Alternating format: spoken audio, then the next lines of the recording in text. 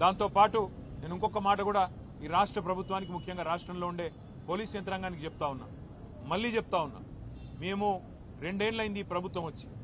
మొన్న నల్లగొండ జిల్లాలో ఏ రకంగా దుర్మార్గంగా ఈ ప్రభుత్వం, ఈ పార్టీ, కాంగ్రెస్ పార్టీ వ్యవహారం చేసిందో, మా మల్లయ్య యాదవ్ గారిని అక్కడ మర్డర్ చేసి మొదటి విడత పోలింగ్ కంటే ముందే మర్డర్ చేయడం జరిగింది.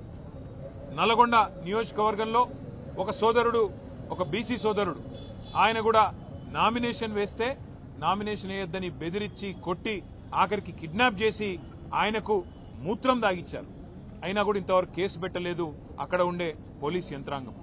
ఈ రకమైన అరాచకాలు ఏవైతే ఇవాళ రాష్ట్ర వ్యాప్తంగా జరుగుతున్నాయో, ఇటు కామారెడ్డి జిల్లా ఎల్లారెడ్డిలో గాని, అక్కడ సూర్యాపేట జిల్లాలో గాని, నల్లగొండ జిల్లాలో గాని, ఇవన్నీ కూడా గుర్తుపెట్టుకుంటున్నాము. ఇవన్నీ కూడా ప్రజలు కూడా గమనిస్తా ఉన్నారు. పోలీస్ యంత్రాంగాన్ని నేను మళ్లీ కోరుతున్నా, ఇప్పటికైనా స్పందించండి, మీ డ్యూటీ చేయండి. ఒకవేళ మీరు చేయని పక్షంలో మరి మేమే డ్యూటీ చేయాల్సి వస్తుంది. తప్పకుండా శాంతి భద్రతల సమస్య వస్తుంది. దాడికి ప్రతి దాడే సమాధానం అనుకుంటే మేము కూడా తెగబడాల్సి వస్తుంది.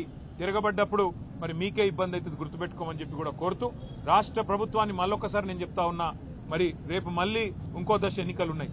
ఈ రకంగా ఆవేశాలకు లోనయ్యే విధంగా మీ కార్యకర్తలను మీరేదైతే రెచ్చగొడుతున్నారో ముఖ్యమంత్రి గారు మీ భాషతో ఇష్టం వచ్చినట్టు మాట్లాడుతూ, నోటికొచ్చిన దూషణలు మాట్లాడుతూ, ఇది మంచిది కాదు ప్రజాస్వామ్యంలో. ఇకనైనా సవరించుకోండి, లేకపోతే జరగబోయే పరిణామాలకు మీరే బాధ్యత వహించాల్సి ఉంటుందని చెబుతూ, భారతి గారి కుటుంబానికి, అదేవిధంగా గాయపడ్డ మిగతా కుటుంబాలకు కూడా వైద్య ఖర్చులు మొత్తం పార్టీ నుండే మేమే భరిస్తాము.